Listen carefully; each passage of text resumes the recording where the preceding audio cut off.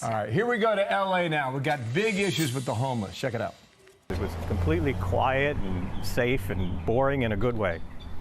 And now I'm afraid to go out without my pepper spray. They're supposed to be housed by now, and they're supposed to put no camping signs up. I think something has to change because people are going to just leave California. I'm wondering where that money is even going. Yeah, right. Well, Democrat-led cities pouring a lot of tax dollar money and resources in the homeless crisis. Is it helping? You be the judge.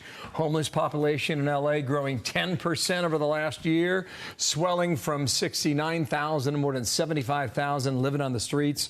The mayor's trying to do something. Dave Rubin left California for Florida, and he hosts the Rubin Report. Dave, how you doing? Morning to you. Karen Bass is the new neighbor. She's got a program called Inside Safe. It's her signature initiative. She's trying to pull people out of tents and put them into temporary housing. How do you think it's going to go? Bill, I promise you, you can hold this clip for eternity. It is going to go horribly awry. Every single thing that progressives do goes horribly awry. Let's not forget that it was Gavin Newsom, once progressive mayor of San Francisco about 15 years ago, who said he had his 10-year plan to eliminate homelessness in San Francisco. San Francisco now has 40,000 homeless people, most of whom are fentanyl addicts, crack addicts, et cetera, et cetera. Everyone knows about the urban decay there.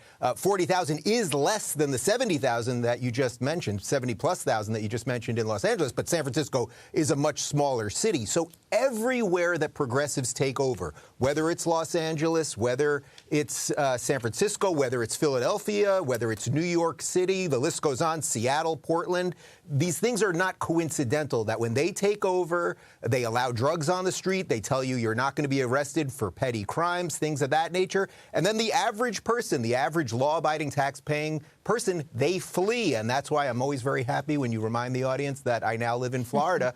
We have 1,000 homeless people in Miami. I just checked before the show. And the mayor here in Miami, Francis Suarez, I spoke to him last week, and he's working on that. And that's with 1,000. And these things are not disconnected from policy, and people really need to start understanding that. Well, Dave, you and I agree that my home state, Florida, is the most excellent state of all time. And of course, you would want to live there. But let's put up these numbers. You mentioned all these different cities that are dealing with this. L.A. and NYC, up 10% in L.A. with homelessness in the last year, up 18% in New York City. How much of this is about the criticism you get at the border, that if you have policies that are magnets that promise people that you will make life easier for them or help them, and some of these people desperately need help, they're going to show up to those places? Well, look at New York City as the best example of this. I mean, Eric Adams basically said New York City is a sanctuary city. We're not going to arrest you. You can, basically people are doing drugs on every street corner. I don't have to tell you guys, you're in New York City right now. And then what happens? Their homeless shelters then get overrun with illegal immigrants. And then Adams says, no, we can't handle it. We don't want any more. So look, Florida operates in a very different way. Ron DeSantis has made it clear we are a law and order state. If you are illegal, that you are breaking the law by very definition, and we are not going to tolerate it here. If California wants to be a sanctuary state, congratulations. If New York City wants to be a sanctuary city, congratulations. But then again, what it does is it puts strain on the average person, the guy who's watching this right now, who's got a job, who's trying to live right and raise a family and everything else, pay their taxes, et cetera.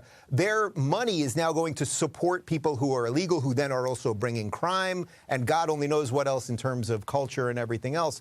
So this is the problem everywhere, without exception. I mean, someone watching this, or you guys can show me the progressive city in the United States of America that is clean, that has a low amount of homeless people and a thriving economy. It simply doesn't exist. She said, I want Angelinos to see the tents are disappearing and not coming back. So we will stand by for news on that. Dave Rubin will keep the interview. I will wait patiently. Thank you, Dave. Nice to see you. Thanks for coming on.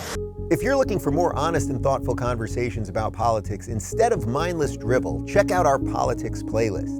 And if you want to watch full interviews on a variety of topics, watch our full episode playlist, all right over here. And to get notified of all future videos, be sure to subscribe and click the notification bell.